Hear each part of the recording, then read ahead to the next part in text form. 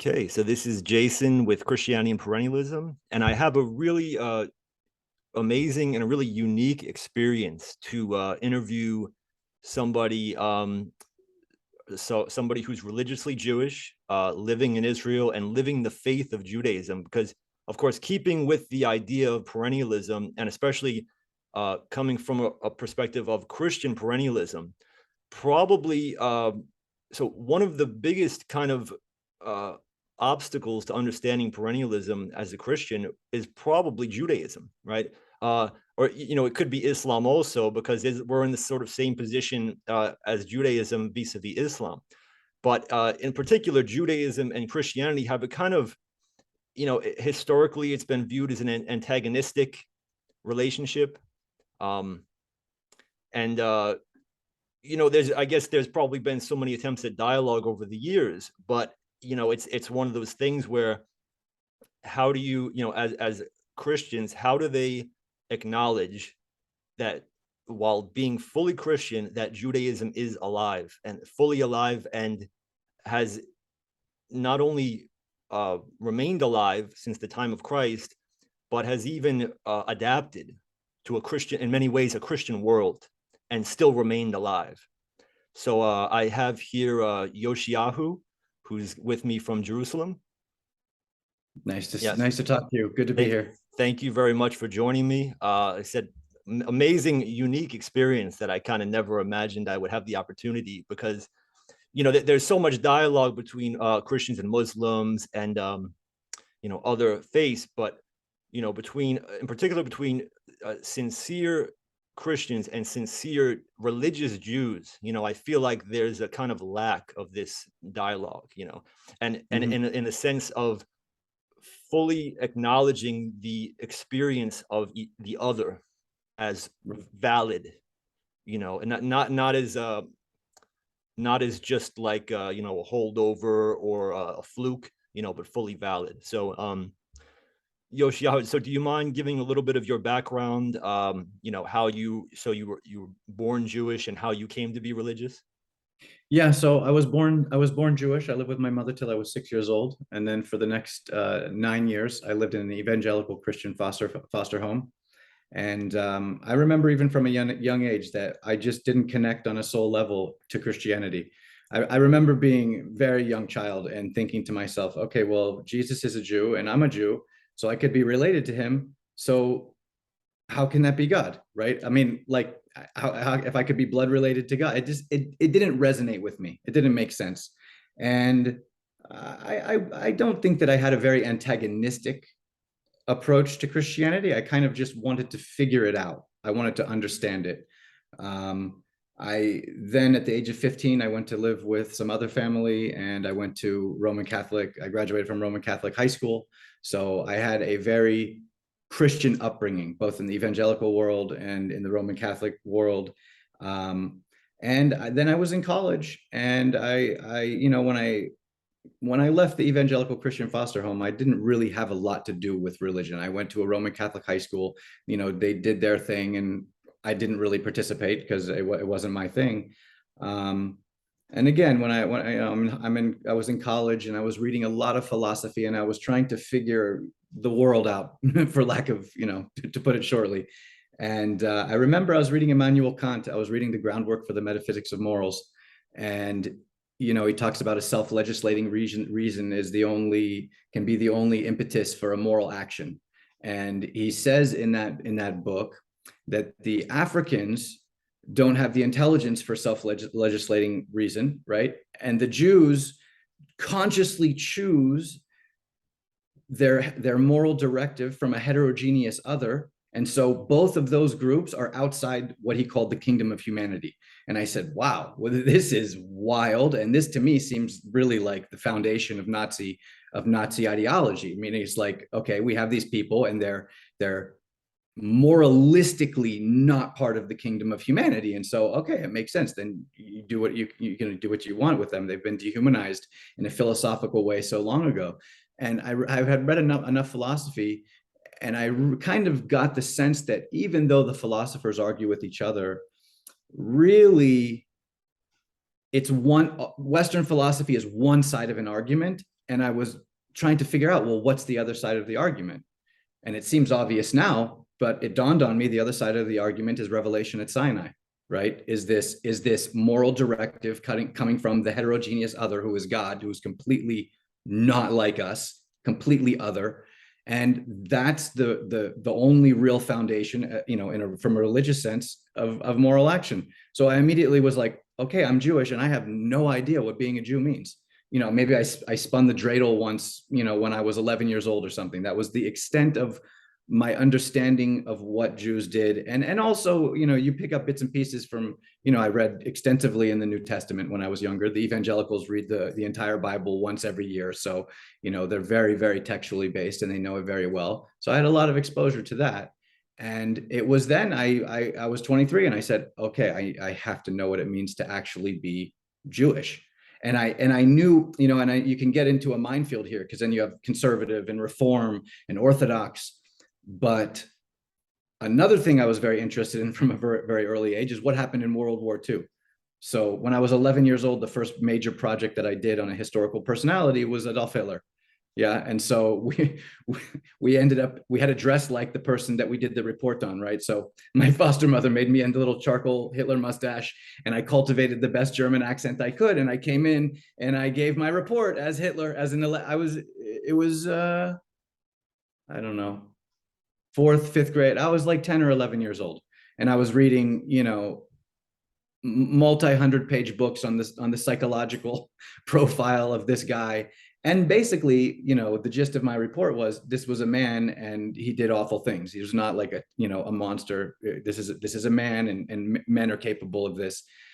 So, and I knew that he specifically, he targeted all Jews, but it was the religious aspect that bothered him. So there was something in my mind that I knew that Jews that wore a yarmulke, that covered their head, these were kind of the authentic Jews. So when I went out on my journey into searching about what Judaism was, I didn't really get lost. I went right to who I sought to be as the most authentic, who was really, living as Jews had lived for the past 2,000 years. Because we see anytime somebody tries to tweak it a little bit, a few generations, those people are not Jews anymore, just because of the nature of the matrilineal descent and et cetera. So. Okay. Yeah. It's interesting because I, looking from the outside at Jews and Judaism, I had a similar kind of progression because, growing up in Brooklyn, of course, we have the Hasidic community in Brooklyn, which is, Brooklyn is one of the main Hasidic centers. And I grew up right next, 2 neighborhoods away from Borough Park. And, so my whole life, I saw these Hasidic Jews going about their lives and wearing these clothes. And I never, even into adulthood, I never really understood why they were doing what they were doing. It never, and it was because I wasn't religious myself. So when you're not religious, it's hard to make sense out of other people who are religious. Because you're like, what are they wearing, a uniform? What is it, like some kind of cultural thing? You don't really get it. And as I became really sincerely Christian, which kind of in my experience, similar to you were exposed to evangelical Christianity and it just didn't resonate. I was born and raised Roman Catholic. And in my case, I never disliked it, but it just didn't resonate with me. I didn't dislike it, but it just something just didn't, it didn't click with me. And it wasn't until I was exposed to Eastern Christianity, which now I've moved to the Eastern Catholic Church, which is essentially Orthodox in its theology and in its practices. And then it clicked, and then it was like it finally like like, oh, okay, I get it now. I get it now. I get what it means to be religious, and to really engage in religious behavior and to go to a certain worship, And once I became religious, I took a fresh look at the Hasidic Jews, and I was able to understand where they were coming from. I was like, oh, okay, so for them. So basically what we do on Sunday, they're doing it 24 hours a day, 7 days a week. They're never out of church, basically. When they get dressed in the morning, everything they do when they go to work, everything is religious for them. And I was finally able to understand them, and that was right about the time that the 2020 fiasco happened. And then, I was in New York at the time, and then I was still, of course, I'm still right next to the Hasidic community. and I saw how they reacted to it. And they were really their reaction to it was unique compared with anybody else. You know, their sort of antenna were up before anybody else's, and they knew something was wrong. Like right off the bat, like it was like they had it in their collective memory. Like right off the bat, they were like, "Oh, okay, they're doing it again. The governments are doing it again. You know, we remember this stuff. You know, they automatically from the very start they knew what it was. You know, and I really that was when I really began becoming interested in Judaism, because, you know, through my own spiritual path, I had gone through Hinduism, and then I stayed there for a few years. And then when I found Eastern Christianity, and I came back to that. And then Judaism, I had studied Islam also. Judaism was the one religion I had never really looked into, even though it was literally right a neighborhood next to me, you know. And I really, when I looked into it, again, with Christian eyes, I was amazed by the depth of the spirituality of Judaism. And it actually, in many ways, reminded me of Hinduism, because in the way that for a very religious Hindu also, there's nothing that's not religious. Right. Every aspect of their life is religious. And there's no, you know, there's no mystery of it for them, you know, to them. They understand that, well, like every word, even every thought has a consequence. And I have to be very careful what I'm doing, because I'm essentially, you know, on the spot at all times, you know. And I was able to recognize that also in Judaism. So I started gaining more and more respect for Judaism, you know, and seeing it as its own standalone living tradition, you know, not a relic of Christianity, or et cetera, you know. But yeah, I think when people look at the externalities of you know, Jewish law and its kind of insane, all-encompassing nature, and it's hard to see past the formalism. And in my understanding, it's one of the things that Jesus made a valid critique about, is if we get lost in the formalism of the law, we're missing the point. The point of all the laws that govern every aspect of human behavior is to be able to sanctify every aspect of human behavior, so that religion and our connection to God is not like an article of clothing that, you know, we put on and then we take off. It's something that like flows from within. But again, getting lost in the formalism of the law, you know, it's funny, you mentioned you looked at the Hasidic Jews and you couldn't figure out what they were doing or why they were doing what they were doing. And to be perfectly honest with you, a lot of them don't know.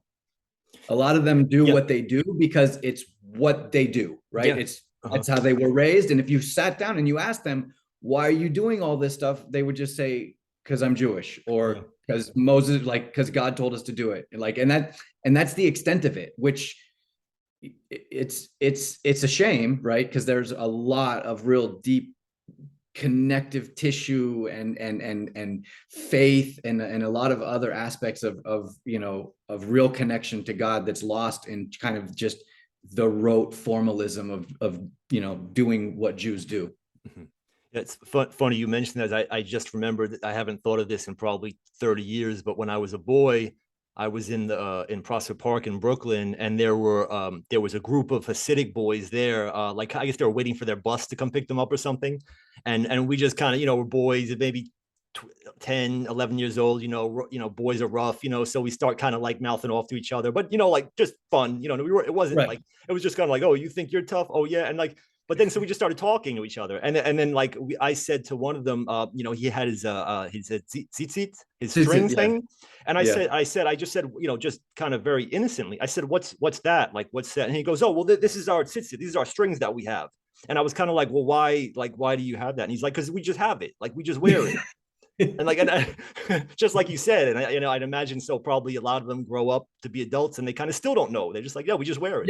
Yeah, Jews wear this, so this is what we do. Right? And then when you go in and you really study things, and there's all these mystical connections and gematrias and you know, they're supposed, once I learn what they are, then every time that I look at them, or you know, it connects me back to the meaning of them.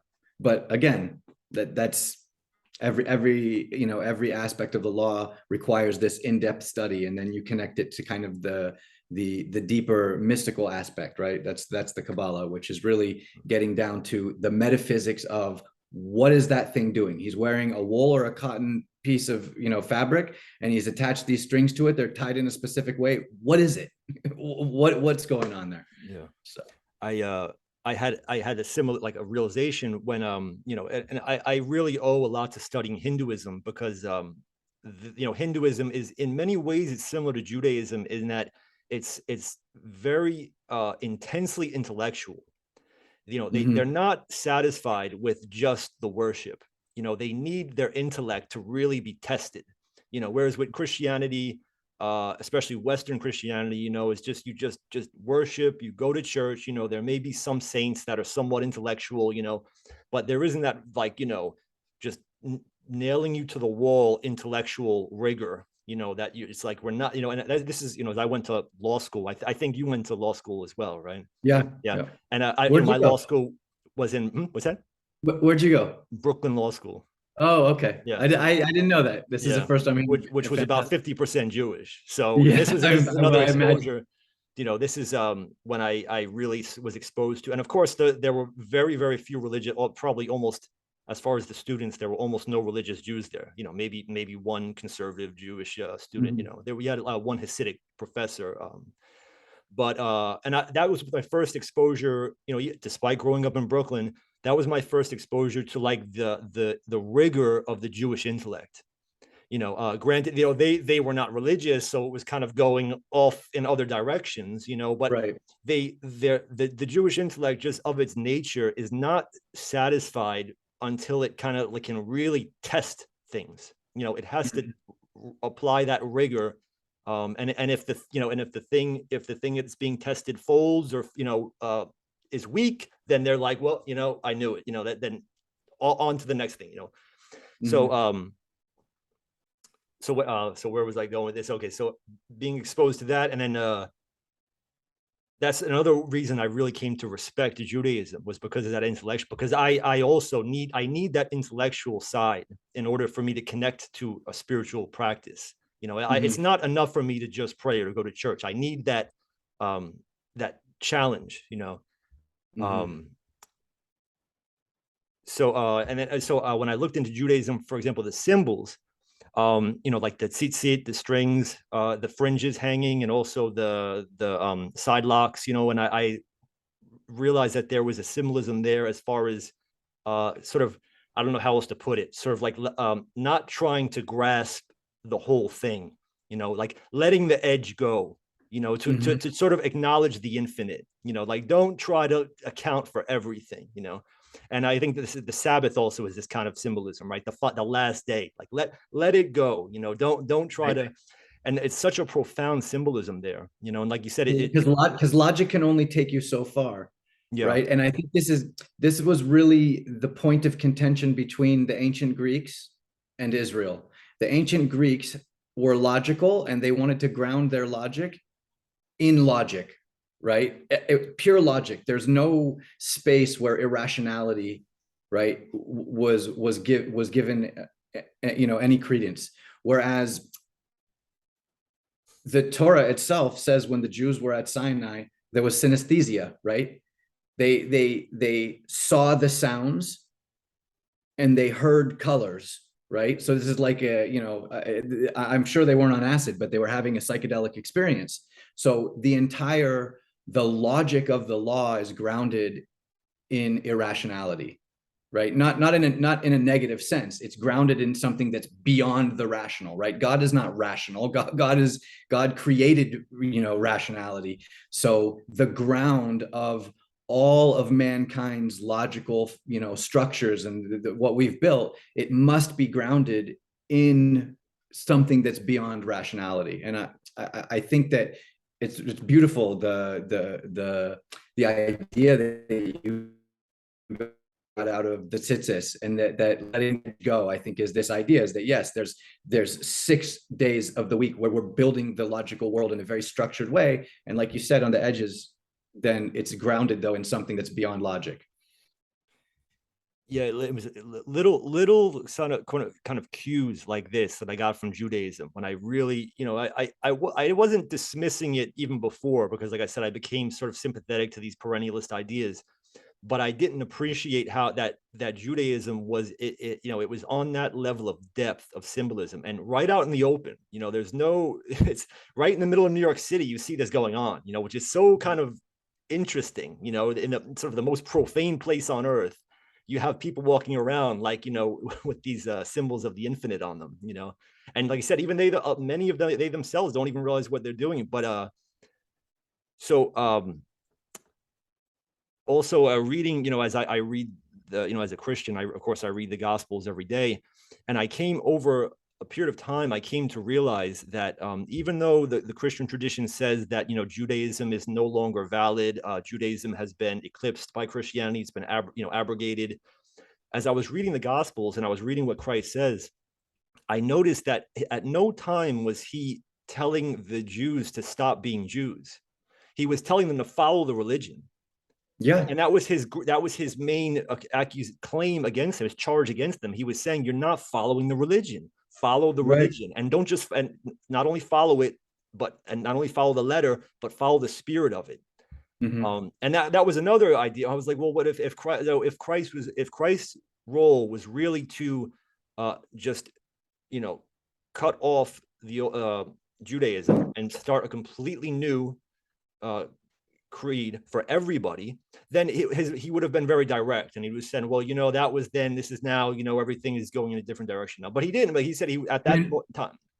In fact, he was very direct in the opposite direction in Matthew 23, 2 and 3, right? He said that the Pharisees sit in the seat of Moses, and you have to listen to everything that they tell you to do, but don't do what they do because they're hypocrites, right? So he's attacking a hypocritical establishment that had become corrupt, all the while acknowledging that it is the holder of the tradition and needs to be respected. Even Paul, right? If you want to get into it and say that, okay, well, Jesus didn't start a new religion, but maybe it was Paul. But even Paul, I think Timothy comes to him and asks him about a circumcision. Mm-hmm. And based on if the person who came to him was Jewish or Gentile, he would have a different answer. And that, again, it shows that to my understanding, neither one of them tried to start a new religion, that a new religion grew up around this personality is indicative of an internal problem within the Jewish people. Meaning, from our understanding, right, if we're doing our mission, and if we didn't have infighting amongst ourselves, perhaps these other religions wouldn't have, right? Because they both, in some ways, are founded on a certain critique of the time, right? Especially, I mean, the Quran. It's basically, that's what the Quran is you Jews teach this, but you're doing this, and we're coming to fix it up and fix and reestablish the tradition. So I agree with you. I personally, I think that there's what to be accepted on both sides. Yeah, I often think about this when Paul and also Peter were wrestling with this question, and neither of them came out and said, well, yeah, Judaism is finished. They didn't dare say that. And even Paul, like, he was so, like you said, he was so careful with his words, where he, and he does it. And to this day, the Christians still debate over, like, well, is circumcision necessary for us? Like, they really still don't know, right, because it's not put clear there, and it's clear. So, on the one hand, they knew that they had something new, and that they had to bring to the rest of the world. They knew this, right? On the other hand, they couldn't just go out saying, well, we've got Judaism, because the world was like, well, we already know what Judaism is, and we're not interested. We're not Jews. But on the other hand, they had to go out. So they were faced with this question of, how do we go to the rest of the Gentile world with this, in many ways, a sort of Jewish idea, but then without also coming back to the Jews and presenting it to them as well. It was they were in such a sort of crucial juncture there that they had to, like I said, wrestle with.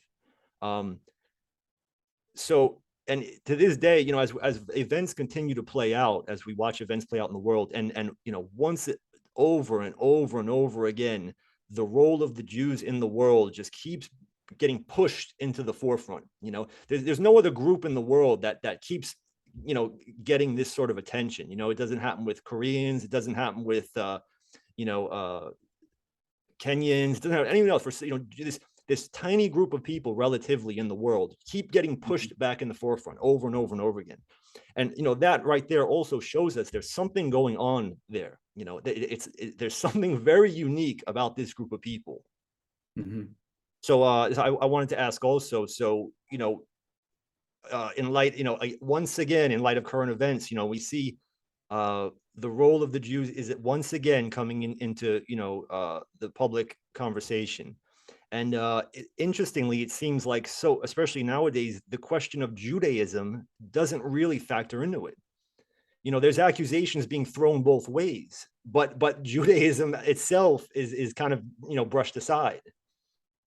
And right. So you're meaning like on the kind of the Jewish question, white, like on this side, right? It's the issue is Jews, not Judaism. Yeah, right. And they Jews and Israel, right? The kind of externalities of and to the extent the idea of Judaism is even addressed at all, it's just made like it's sort of shoehorned into Jewish behavior.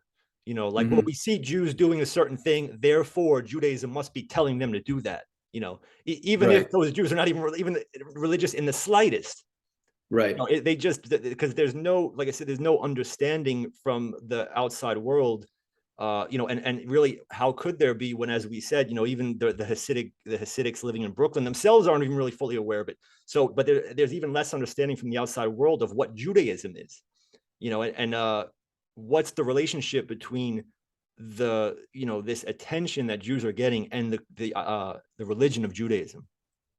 So I don't know if I'm going to speak directly to, if you posed a question, I don't know if I'm speaking to it, but this is kind of based on what you said before.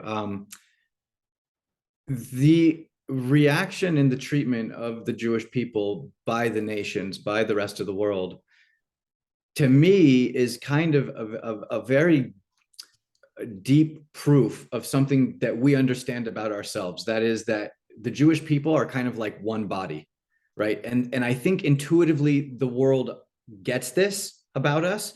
No other people is judged as a group so universally, right? Just like, you said no other group is in the spotlight. Well, okay, if a group of Koreans or a group of any other ethnicity or any other people does something, I don't think that the world places those actions on that group of people to such an extent that they do the Jewish people. I would say maybe Africans get it as well. They're kind of all lumped together in a way, which is interesting because Kant separated Africans and Jews in his philosophy. So there's that. But so it's this recognition that and we understand it, like, a Jew who's not practicing the religion, but he's out there doing awful things. Yeah, he's part of us and he's doing awful things and it reflects very badly. And we have a religious obligation, like, to fix it, like to get him to stop. It's our own failing that he wasn't raised in a home that taught him that's not what you do, right? Like we have this kind of cultural consciousness and responsibility. And I think until the Jewish people are doing what we're supposed to be doing, it will continue. It won't stop. You mentioned, maybe discussing anti-Semitism a bit. I think this is kind of a segue into it. All the discussions of anti-Semitism to me are annoying, irrelevant, repetitive, and completely missing the point, right? Our sages say that anti-Semitism is basically a law of nature, and it exists in order to make sure that the Jewish people are doing what we're supposed to be doing, right? What we're supposed to be doing, it says in the Torah, we're a nation of priests. What does that mean, right? So the Jewish people take it as some kind of like, elitist thing. We're the nation of priests. What do priests do? Priests serve. Okay, if we're a nation of priests, who are we serving? We're not serving ourselves. we're supposed to be serving humanity, right? So priests, right, facilitate a relationship between the laity, and God. That's what they do. So that's our job. That's what we're supposed to be doing. We're not doing it. And on some intuitive level, humanity recognizes this, and they respond like they respond, right? I actually had a Rosh Yeshiva, right? Yeshiva is kind of a Jewish study institution, right? So the head of the institution basically said, if you look in the Torah and you see, right? So Esau goes in after Jacob gets the bracha from Isaac, right? The blessing from Isaac. And he comes in, he's like, right, he sold his blessing and his mother, and he pretends to be Esau, and he goes into his father and he gets the blessing that was intended for Esau. So Esau comes in afterwards and he goes, well, where's my blessing? And he goes, I gave it to your brother. And if you look at what Isaac is saying to Esau there, he's setting up an antagonistic relationship. Like these two brothers have a mission, right? To kind of conquer the world for God's kingdom, if you will. They were supposed to work together, right? It didn't pan out that that's the way that it could, based on the character of the two. The two couldn't work together in that way. So what happened, right, is the father, Isaac, creates an antagonistic relationship between the two, that whenever Jacob is not doing what he's supposed to do, Esau will come and smack him upside the head. What are you doing? Right? And that's all the history of all the pogroms in Europe, all of it. It's this relationship that's established by one of our own forefathers, right? In order that Jacob doesn't lose himself and doesn't forget his mission, which is here to serve humanity and do what he's supposed to be doing. So what would you say is that like one of the most common responses I get when I present this idea, the idea that you just explained, that it's when Jews fall away from the religion that these problems really start occurring. And when I present this idea to whether it's religious Christians or even like, more kind of white nationalist guys, is they always come back and they say, well, why aren't the religious Jews speaking out publicly about it? And just as an outsider, knowing what I know about Jewish people, I know that traditionally, they keep their sort of Jewish issues internal. It's dealt with internally to the extent it can be. It's kind of like an element of the tradition that, not to go to Caesar, like you deal with it amongst yourselves, Right. So there is that. There's also a big rabbi was asked, who's the primordial snake today, right? If we're going to say that the snake represented something in the garden, in the story of the garden, what could we look at today as being the snake? Yeah. And this rabbi said the media, right? So the media is this entity that controls in a massive way what information people are exposed to. So to the extent that there are people that are speaking out, it's not going to make the news, right? In the community that we're talking about, they don't have televisions, right? They don't use the internet, by and large, right? This is the core of the religious people. Are not connected in that way to the internet or to media.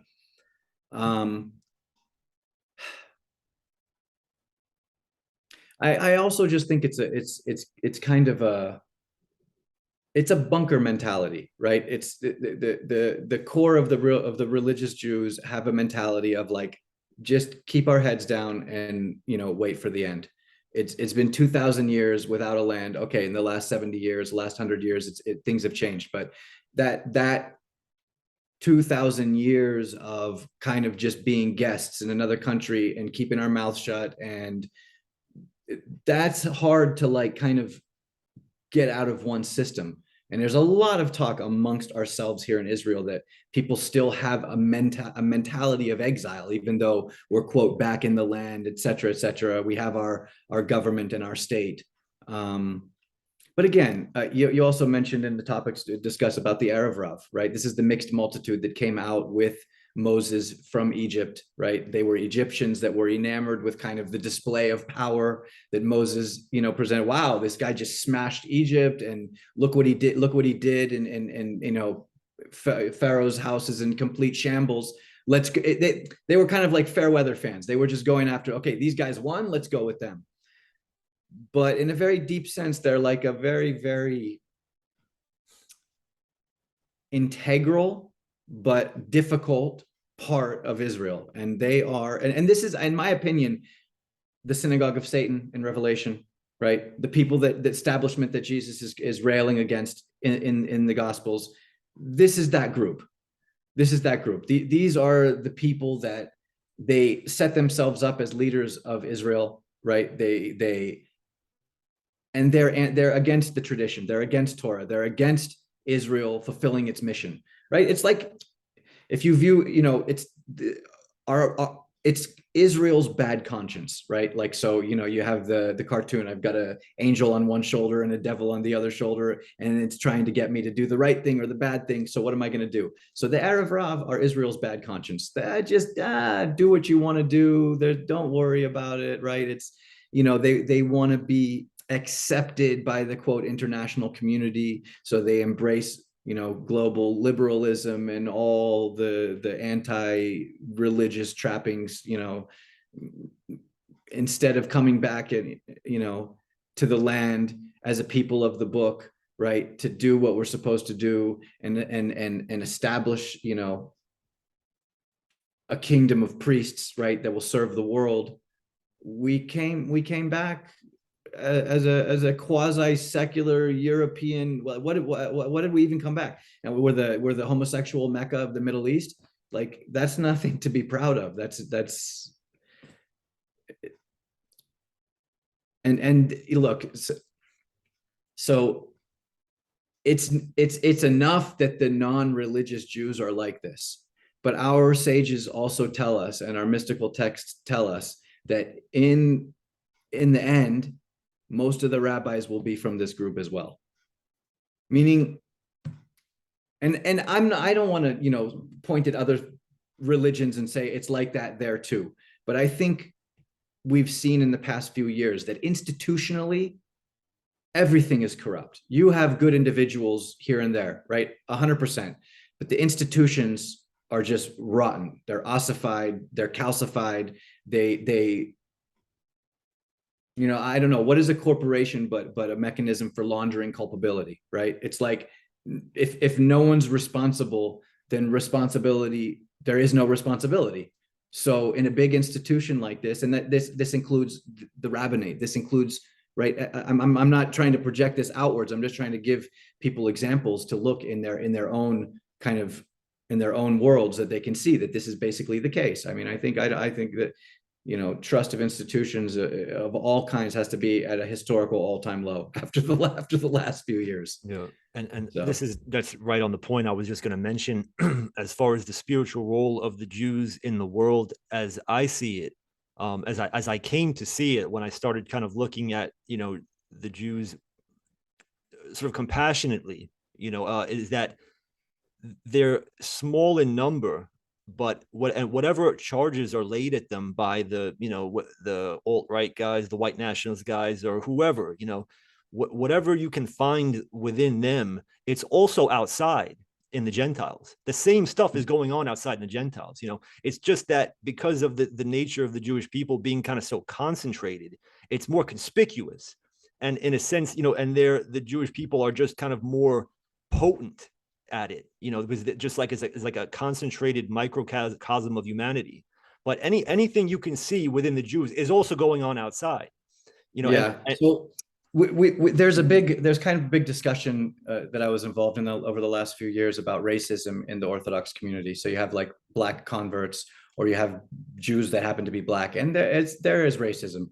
And people will say, oh, the European Jews picked that up in Europe, right? They picked too much up from Europeans. And I tell people it's not like that. I said there's racism in the world because there's racism in the Jewish people. The way that I understand it, right, is it's like the Jewish people it's like there's a lampshade, right, covering a light. And to the extent that the lampshade itself has defects in it, the light that radiates out, right, out from the lampshade contains the defect. So it's not, we didn't pick up racism from right? It's because it already exists in us. that it exists in the world. At least that's the way that I see it. It's kind of this, and I think that a lot of your posts speak to this. It's like, I'm of the, like, there's no sense in feeling like you have something unique and have something special purely for elitism, right? It's like, it's about responsibility. It's more responsibility, right? If there's anything to feel chosen about, if there's anything to feel unique about, it's this incredible, awesome responsibility. And that's, people can convert to be Jewish, but we tell people, don't do it. You don't need to. You don't need to do it to be connected to God. It's an incredible, incredible, I don't want to say burden, because that's a very negative connotation, but it is, like we spoke at the beginning, it's every single aspect of life is touched. It's not like an article of clothing that you put on. It's all consuming in a good way. But yeah. So with respect to the Kabbalah, because and as I began looking into Judaism, and then I also came upon the Kabbalah, what's the relationship of the Kabbalah exactly within Judaism? Because this is another thing you hear like almost daily on social media, that all of this evil we see in the world going on right now, it's all coming from the Kabbalah. They know the Kabbalah, and that's how the controllers are using, et cetera, et cetera. When I looked into the Kabbalah, I having already studied Hinduism, I realized, okay, this is just Hebrew metaphysics. They're Right. just explaining how things work. It's not a belief system. They're just laying it out for you, like, this is how it works.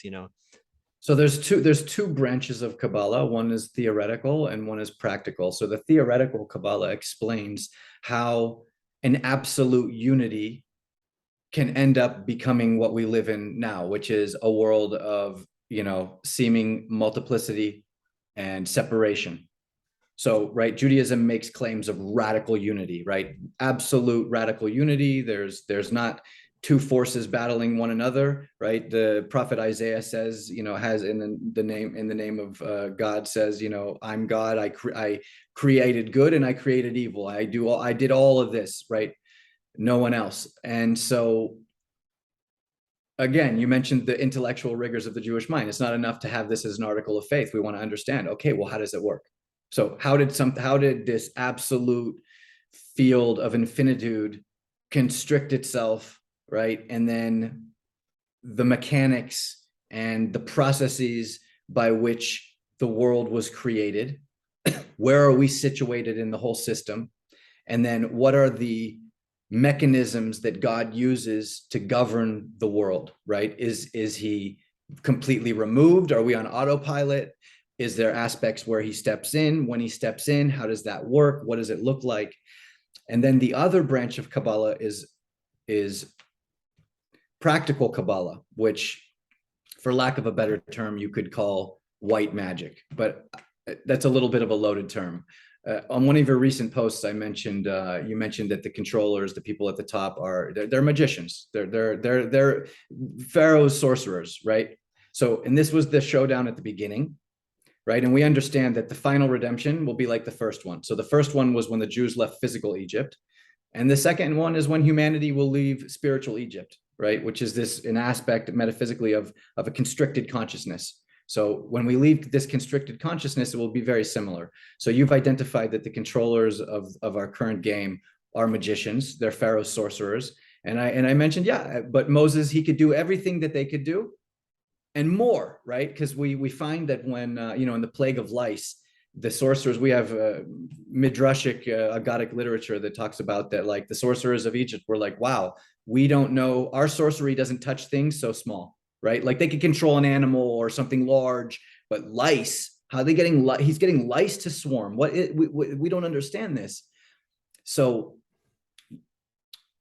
there's a lot of different names of God. And, the Torah itself is, in a mystical understanding, just one long name of God, right? So a person who increases his purity and lives ascetically in certain, ways, and understands the way, what the names stand for, what they do, is able to affect reality. But this doesn't work, right, if he's looking at things he shouldn't be looking at, if he's eating stuff that he shouldn't be eating, if he's this only works from the side of holiness, right?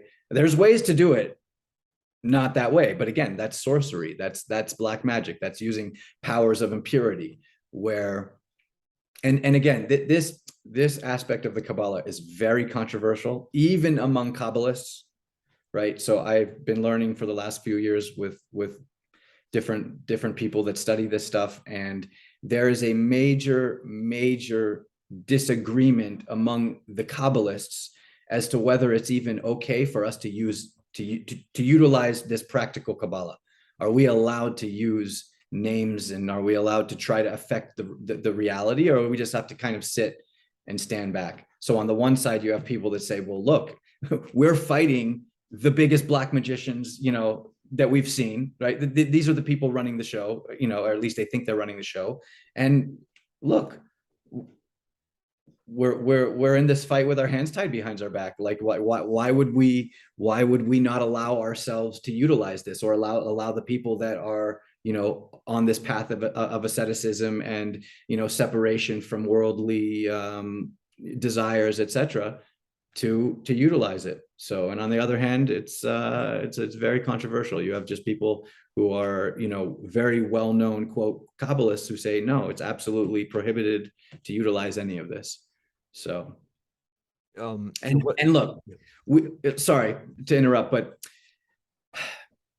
we understand there's a saying that the side of impurity copies the side of holiness, like a monkey standing in front of a man. So, and we also know that the Jews are a very useful scapegoat for the ruling class, right? When like things start to fall apart, there you get the anti-Semitism begins to kind of be injected into the kind of political consciousness, which I think is what's going on with Kanye West right now. Is that's the injection into, right? It's been nonstop for I don't know how many weeks that's all America's been talking about. So this is unprecedented in American popular culture, I think.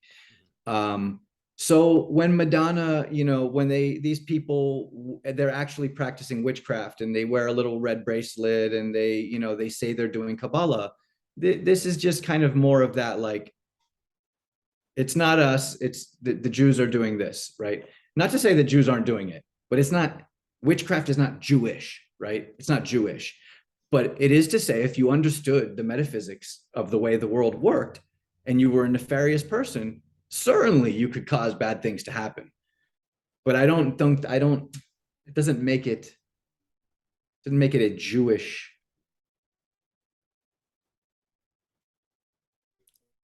The impetus is not coming from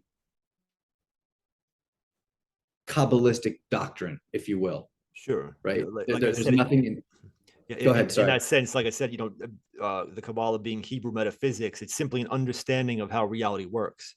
So because they understand how reality works, and because they've been able to express one of the most comprehensive versions of metaphysics, like I mentioned a while ago, on par with the Vedanta Hinduism or with Taoism, so, and because of the role of Jews in the world, then this sort of concept of Kabbalah gets also the scrutiny along with Jews and Judaism and all that, But going to what you said about Jews being the priests of the world, this is another thing that I have heard, from Christians, is that, well, if Judaism is a legitimate religion, if it's a good religion, then how come they're not out there, evangelizing and feeding people and doing all this stuff that Christians do, And when I thought about this criticism, and I was like, well, if you look, well, first of all, just in their numbers alone, Jews just don't have the numbers to do something like that. There's just not enough of them to go out and, and then also that's really not the role of Jews, is to go out and, go out and try to feed the world and evangelize the world of Judaism. The role of the Jews is to serve as an example. Essentially is to be Jews and show the world what it means to be, religious to the utmost extent. Mhm. This was my impression of observing it, you know. Mhm. Um, and also, Yeah, you know, I think in an external way, I agree with you. I think that one of the primary purposes of the Jewish people is to be an example to the rest of the nations that God exists. And how is that? Is that we're a people that has a covenant with God. And one of the tenets of the covenant is that no matter how bad it gets, there's always going to be Jews, right? So the empires have risen and fallen, right? And the Jews are just kind of bounced around, and we're here and there, we're there, and we're always just a tiny little fragment of the global population. And through the generation after generation after generation, people get to see, okay, look, they mess up, they get smashed, but they never go away. It's like I really truly believe that one of the greatest proofs of God's existence in the kind of like Judeo-Christian understanding of God and the revelation at Sinai is the miraculous survival of the Jewish people. I mean, it's just like, we talk about it as a joke, but like in every generation, a tyrant arises to try and get rid of us. And goes back to like the Purim story, right? In the book of Esther, right? So the Persian Empire. And again, it's this kind of like visceral response to this people that really stands for something fundamental. But it doesn't make sense why we're still a cohesive people. It doesn't make sense. It doesn't. yeah, There's no rationality to it. I've considered this myself because, you know, I've gone through such a kind of long winding pipeline to try and, you know, to arrive where I am. I mean, like we all have, especially those of us who become religious. And you know, I kind of went through the libertarian phase and the right wing phase and all like all the trends. I went through every trend pipeline, you know. And so of Mhm. course I went through the alt right phase, you know, and I was always kind of ahead of the curve, you know, like but by the time Trump came around, I was already kind of getting tired of being, you know, the alt right stuff. Like and Mhm. so I heard every like, you know, all of the, you know, sort of charges against Jews and a lot of it, you know, because I wasn't yet religious and I couldn't understand what it meant for anyone to be religious. So when I looked at Jews and I just kind of would ask myself, like, how does this group of people keep getting these amazing windfalls? Like, how do they keep like, you know, these amazing escapes? You know, it just doesn't like if you just apply just worldly material logic to it, it doesn't make sense. You know, No, it there's doesn't. no other group that, like you said, can keep like, you know, getting out of these crazy situations over and over and over again. And then, you know, kind of rising to the top again and then having the whole thing and then having the big fall again and it just keeps repeating itself and the arguments from about 2000 years ago 1000 years ago keep coming back over and over again, you know, that oh, and everybody comes to this sort of new realization, it's the Jews, you know, and then everybody goes, oh, let's get them, you know, and then it all starts again, you know. But like nobody asked the question, like, why does this keep happening, you know? Except you get from the right wing guys or the white nationalist guys, well, they say, yeah, well, it's because we haven't gotten rid of them yet, so we got to try again. Mhm. It's almost like a Bugs Bunny cartoon or something. Like, well, they don't Right. stop. I was saying it's like Looney Tunes, this Yeah, character they that don't step back and constantly. say, well, what's the big picture here? Like, what is the you know, the writer of Looney Tunes trying to show us here? You know, Mhm. so um, and I wanted to talk about Kanye West also because I totally agree with you that it's really unprecedented. You know what's happening. You know, Kanye West's you know motivations. You know, one way or the other. You know, kind of that question, leaving that question aside, just the fact that this topic is coming into the mainstream media now and we're seeing the right wing guys, the alt right guys, the white nationalist guys, we're seeing them rejoicing like, yeah, we're finally getting our moment, you know, we've been waiting all these years, now finally, you know, we're going to get our He's chance. waving that MAGA flag, right? He's waving the MAGA flag while doing this. So Yeah, it's perfect. It's the perfect storm. yeah, and he's black, so Yeah. he defies the whole like stereotype of the Nazi and all that, you know. So and yeah, I agree that this question has become really ripe and I feel like it's for the final time now. You know, it's going to be on the part of the Gentiles, you know, speaking as a Gentile, there has to come a real you know, sort of sincere self inquiry, why is this happening? Is it really just because they're the bad guys and we're the victims? Is that really why this is all happening? As they go home and then turn on their, porn tube, porn, for the night after they, after a day of, complaining about Jews on the internet, they go watch porn and then, they go sniff some coke or whatever they're doing, It's like, why is this really happening? So yeah, the Kanye West question is kind of, really, and I'm not surprised at all that it's happening, because I would say, I don't think we've mentioned, but you and I became acquainted on Facebook, and you saw that I was posting for quite a while now that the JQ or what have you is going to break into the public. It's going to break through the mainstream media any day now. It has to, because I remember a decade ago, when I first started, became exposed to these right-wing circles, and I would go in the comments of the mainstream media websites, and I might see like one comment about Jews, maybe all day I might see one of them. Now everywhere, every comment section, Jews, everywhere, Jews, everything. So it doesn't matter which side of the aisle, it doesn't matter which kind of subset, it's everything. It's Jews everywhere. Yeah, it's insane. So yeah, and then the sort of saddest irony of it all is that when this question, and I am guessing that this was probably the case in the times past as well, that when this question, when this controversy arises, who is the one to get the scrutiny? It's the religious Jews, because they're the most conspicuous ones. You don't know, like, whoever, I don't know, who's like an example of a secular Jew. I don't know, like Steve Wynn or something, like, nobody's going after Steve Wynn. They like most people. John Stewart. Yeah, or something. Nobody, like maybe the hardest of the hardcore white nationalist guys might know him, but for the average, like, idiot on the street, he's looking for the guy with the side locks and the beard and everything. He goes, oh, there they are, let's get them. Right.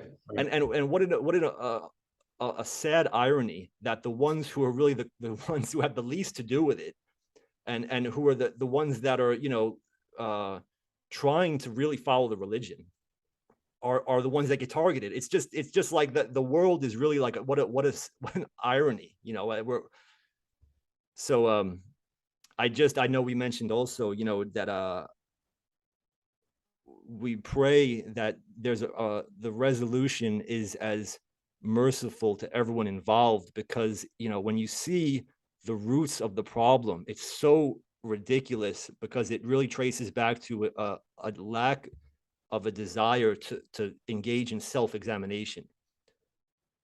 On every side, nobody wants to examine themselves. Everyone wants to point fingers at the other one, and then we wind up with this. And I know Judaism is like the opposite of that. In Judaism, it's this was another thing that really moved me about Judaism, was the centrality of repentance. That's everything in Judaism, right? Is repentance. Tshuva, right? Everything goes back to tshuva, right? You have a problem, you do tshuva. You're sick, do tshuva. You lost money, do tshuva. Oh yeah, at least examine your deeds and to think, oh, you know what? Maybe I did something and I don't know, and I forgot. I didn't. It's like it's called cheshbon nefesh, like an accounting of the soul, right? So again, when anytime someone finds himself in trouble, the advice is, well, think about what you did. Maybe you said something wrong to someone. Maybe you didn't do the, like it's the whole thing. Yeah. And then fix it, right? And then your situation will improve, right? Which is the exact opposite of the external, this sort of the image of Judaism that the anti-Jewish people hold. That, well, it's Judaism that's causing them to behave that way. No, it's because they're not repenting and they're not examining themselves. And also because you're not repenting and you're not examining yourself. I mean, they're doing it even less. So yeah. So, and going back to like what you said about the idea of good and evil in Judaism, and how in Judaism it's understood that if evil is happening to us, and this also on the topic of repentance, that it's something, because both come from God. The blessings come from God, and if the evil comes, it's because God sort of lifted his protection, right? This idea like is just an incomprehensible to the West. The minute you introduce this idea to the West, and I'm talking about the Gentile West, The Yeah. minute you introduce it, they go, well, God's evil then God is evil. That's all, you know, Right. and then we reject all of it, you know. And so this is another reason why a new tradition had to be introduced to the West, you know, one that said, okay, the devil is evil, you know, he's a separate Okay. entity, and then Mhm. God is good and the devil is evil, you know, And they're and they're, fighting each other. yeah, they're in a heated battle against each other, you know, and you cleave to God and he'll protect you from the devil. Mhm. You know, and this when the West, this fit the Western sensibilities, you know. Right. Whereas Right. Jews look at this and they go, "Are you kidding me? You know, the devil is nothing. You know, he means, you know, first of all, he works for God. You Yeah, know, we have like also all these metaphors for what Satan is, right? So it's like a king has a son, right? And he wants the son to grow up and be a great warrior. So he hires the best swordsman in the entire land. And he says, "Hey, listen, I'm going to pay you very well. I want you to spar with my son. I don't want you to go easy on him, right? Really knock him around because I want him to become the best warrior that there is." So this is the relationship between God, right, who's the king, the Satan, who's the best swordsman in all the land, right? And then the son, who's the Jew or any person who, right? This is the evil inclination, right? He gave us this in order that we would overcome it and become better and better and better and more refined and more refined and more spiritual. And then the metaphor for why God's evil if he lets evil things happen. Well, maybe these people have never been parents, or if they have, they don't think about what they do when they're parents. But you know, you see a parent and you see sometimes the dads, you know, and the moms, they're over everything and making sure that nothing's going to happen, you know. And as the child gets a little older and he's messing around and the dad sees what he's doing, maybe he's like, I don't know, he's playing with fire or something, but in a way that he's not going to really hurt himself too bad, and he's not going to burn this.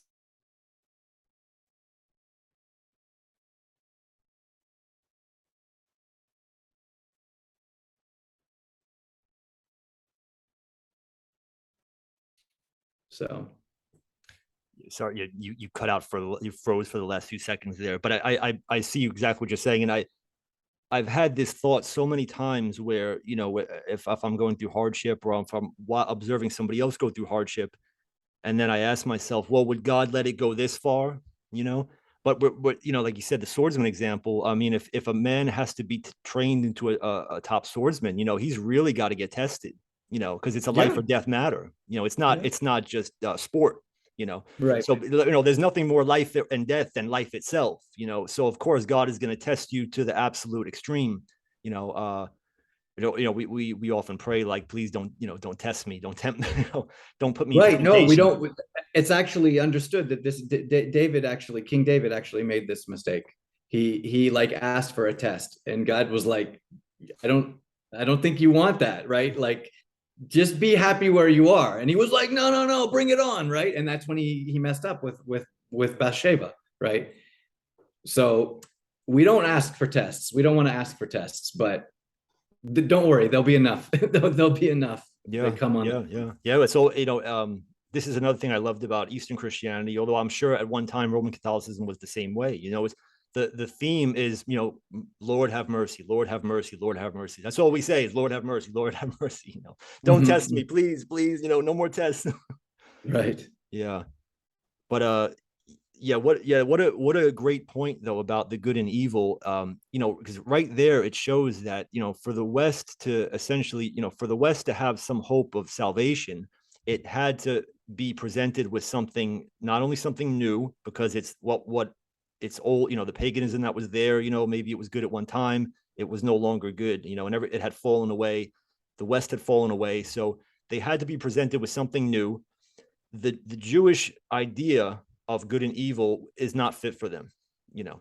So Mhm. so now what? Now what do we do? You know, do we just give up on them? You know, of course you're not going to give up on them. So you have to present it in a new, you know, in a new doctrine, and that applies to many different things. You know, not only, you know, to good and evil and to the way they look. You know, whereas in Judaism, there's sort of less separation viewed between God and the Jews. You know, of course, God is worshipped, but it's viewed as like, you know, and this is why this is often like a criticism that's laid at Christians is like, well, how do you view God as a man? You know, we know God isn't a man. God is God. God is invisible. You know, and God is this. But for the Western sensibility, maybe they have to see God as a man. You know, Mhm. maybe they can't conceive of some of the infinite and the invisible. You know, Right. So we can see so many clues that something was needed to suit Western sensibilities. Something was needed for, So the Rambam, right, the great Talmudist of the, I think what, like the 1000s. So he says that actually the sacrifices that the Jewish people were commanded to make were a concession to the fact that when we were in Egypt, we were also doing idolatry. And so the sacrifices themselves were to kind of wean us off of idolatry.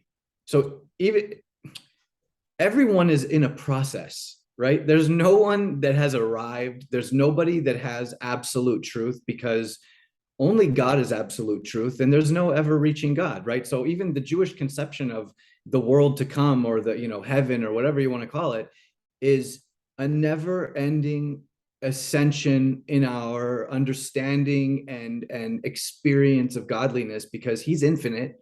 And no matter how far away we are, we're always an infinite distance away from him. So I always remarked the genius of it all, that Christianity is this belief system that was like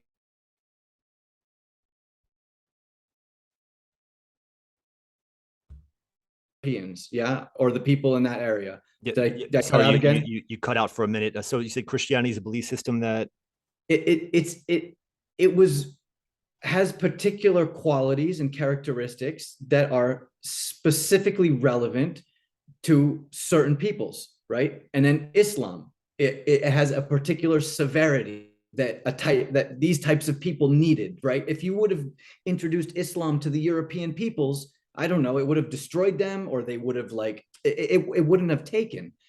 And now here we are at the end of history, and this is a kind of like a point of contention with me and kind of like mainstream Orthodox Judaism, that looks at like all other religions as kind of like complete nonsense and of no value. And I'm just like, well, wait a second.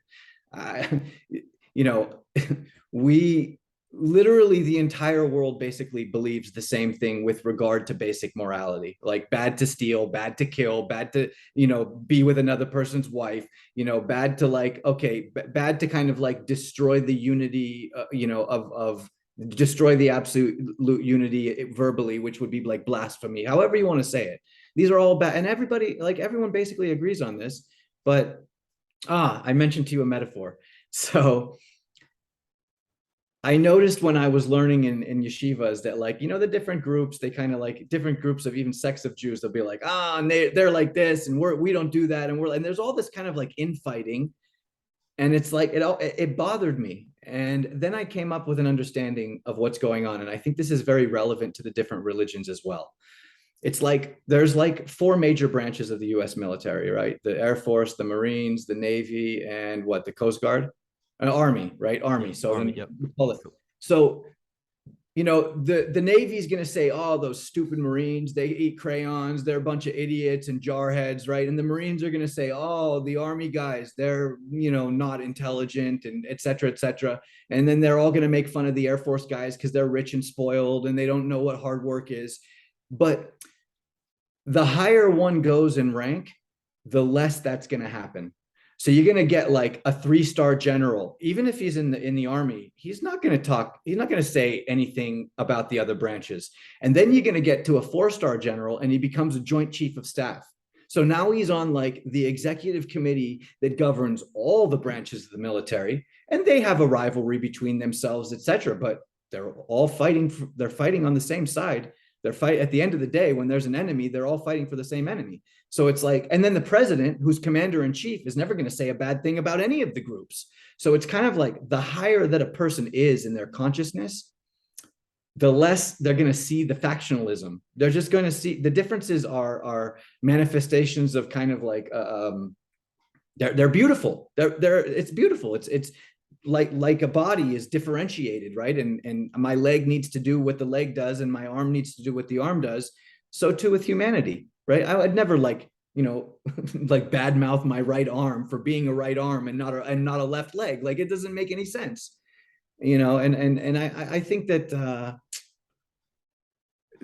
viewing humanity in this type of a whole as a unity really kind of puts things into perspective. And when you see people kind of stuck in the nuances of things, that's fine, right? They're on, like, they just entered the service.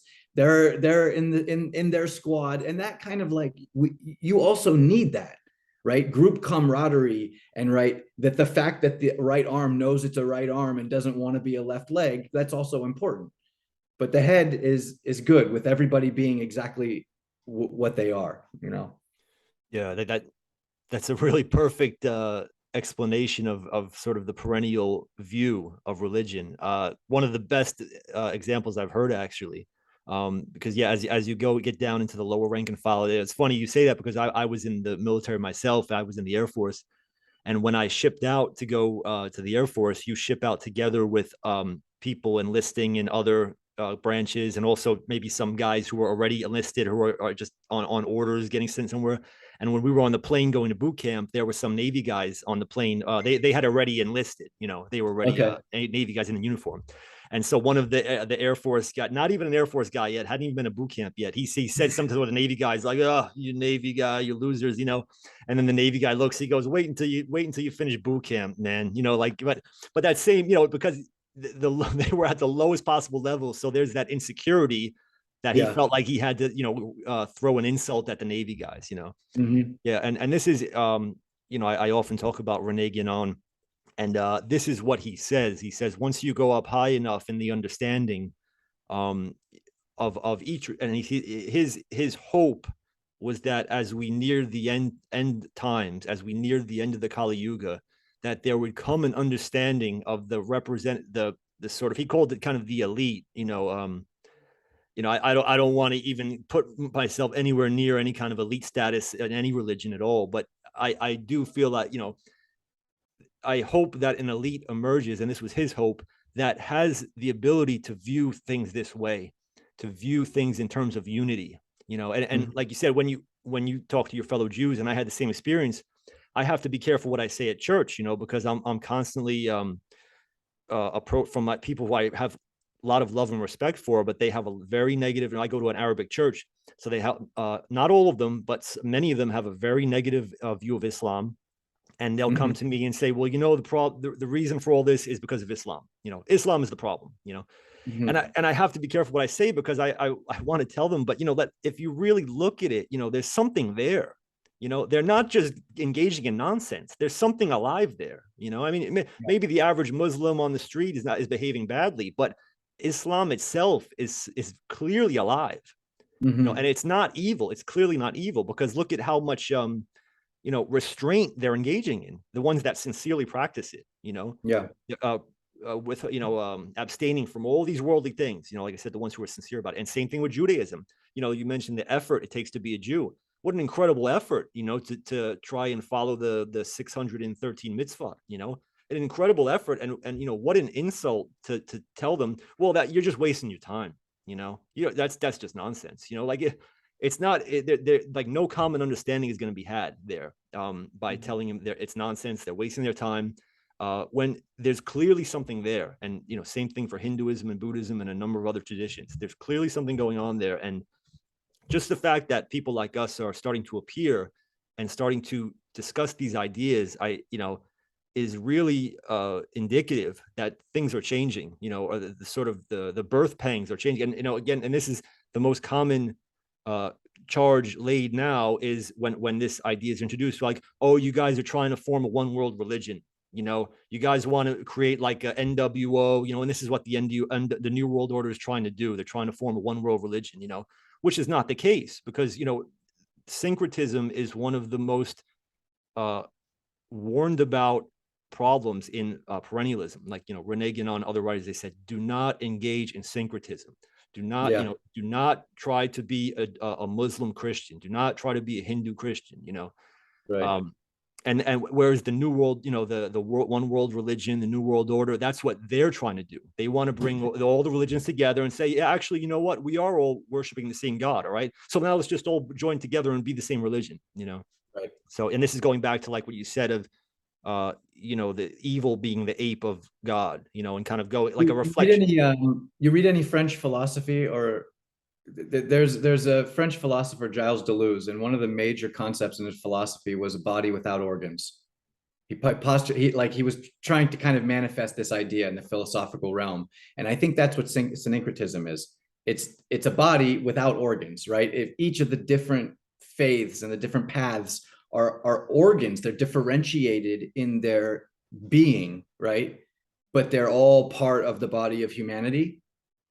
And so again, like you're saying, that perennialism is a body with organs, right? It's organized, but it's not yeah, syncretism really kind of it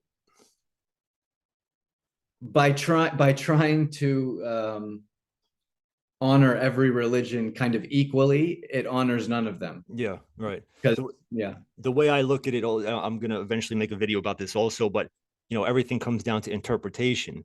And if we're trying to interpret multiplicity, we have to place ourselves above the multiplicity and look down and say, okay, what's the unity here? I need to find the unity, not to smush everything together on its own level, but to look from a different level down and find the unity within myself, whereas what they're trying to do is create a unity on its own level, and the only way that can happen is by smashing everything together, and then you destroy everything. You don't preserve the integrity of anything, you destroy it all. This is a little bit off topic, but I think you'll see the connection. So I was thinking about Charlottesville the other day.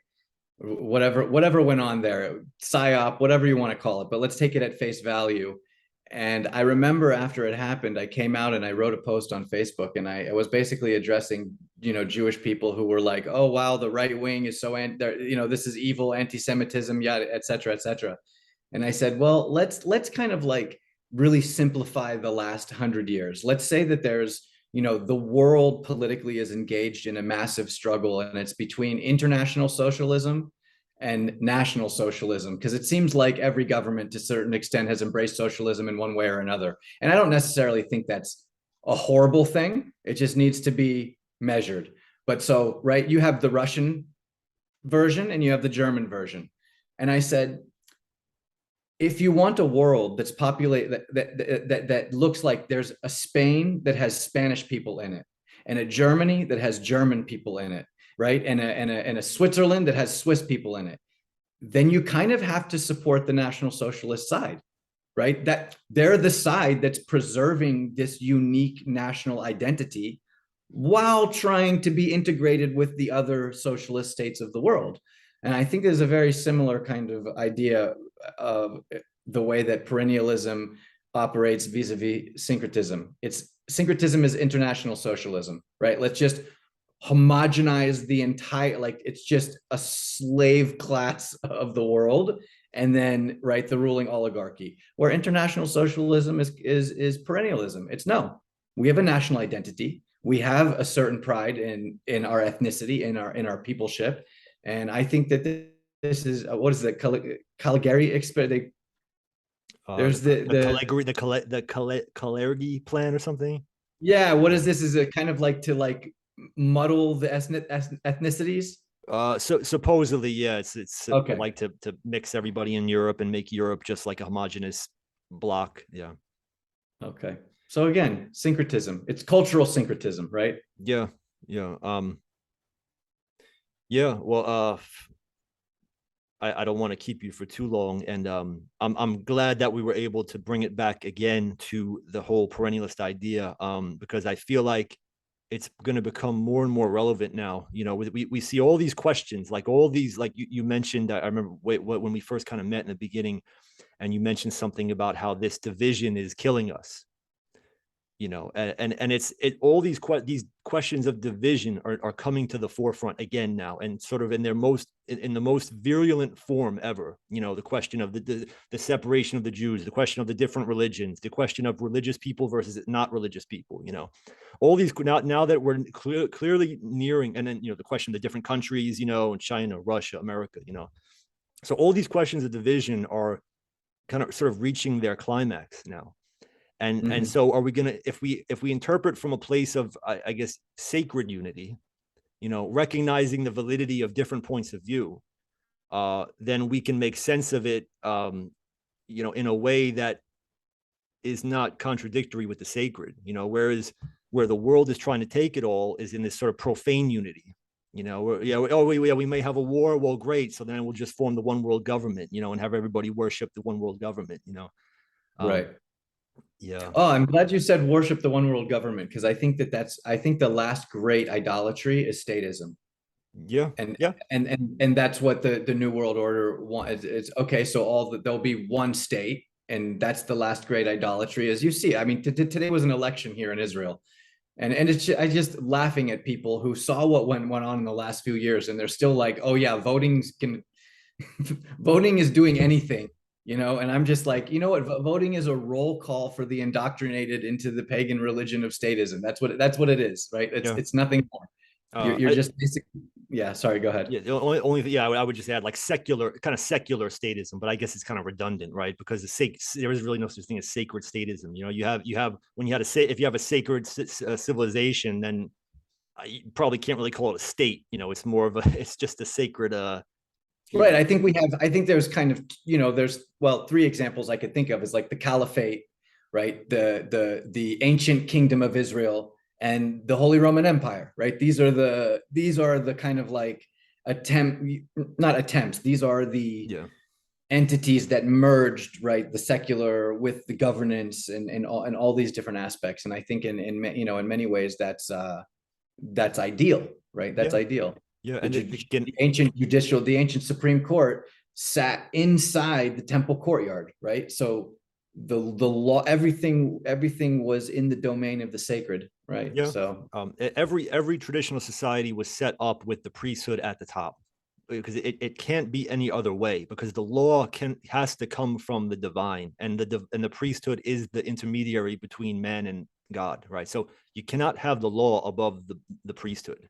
Right. Yeah, the law has to be the priesthood first, and statism, as we're describing it, is essentially the state as the priesthood, the secular priesthood. Yeah, unfortunately. Right. It wasn't that the temple was inside the courtyard of the Supreme Court of the Sanhedrin, right? The Sanhedrin was inside the